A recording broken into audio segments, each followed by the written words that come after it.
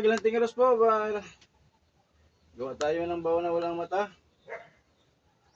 Before tayo tapos na kasi magpalina tayo. Isang kandila at saka mga niyog na walang mata. Mga kagimat. Ito ko yung proseso pamaraan paggawa ko ng mga kargada natin mga kagimat. Kasi mahirap na tayo matalo kung hindi tayo dumaan sa magandang mga proseso.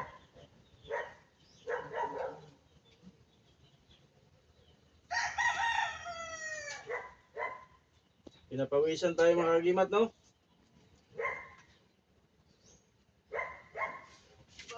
Sa awa ng Diyos, meron tayong pair ngayon na dalawa.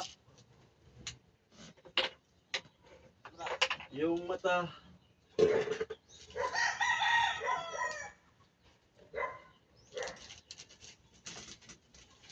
Lagyan natin insenso para hindi maluwan ng mga black.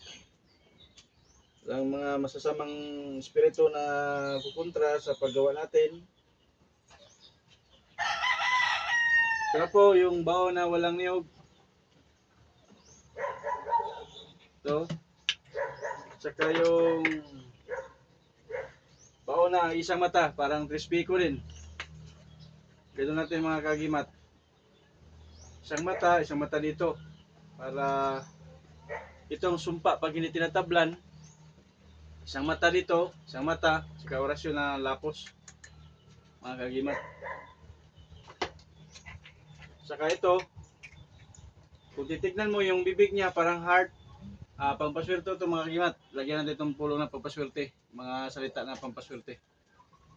So ganito mga kagimat, tapos natin nagawa. Bali itong pair. Maganda ito para sa pagkalahatang protection. Saka meron tayong liklay. Ito mga kagimat, liklay ang tawag ito. Liklay ng Pilipinas ang tawag dito. Maganda ito. Hinati namin sa kapareho ko ang tingiro kasi maganda ito.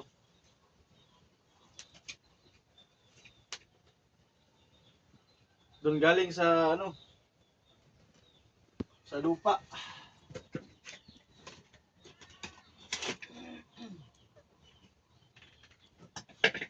Ito mga kagimat.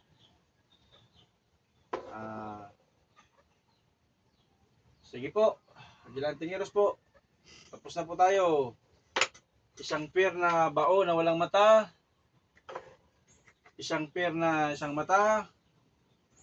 At ito, pampaswerte, lapos. Isang mata na bao, isang mata dito, isang bibig, isang bibig. So, salamat po mga kagimat. Gilantingeros po.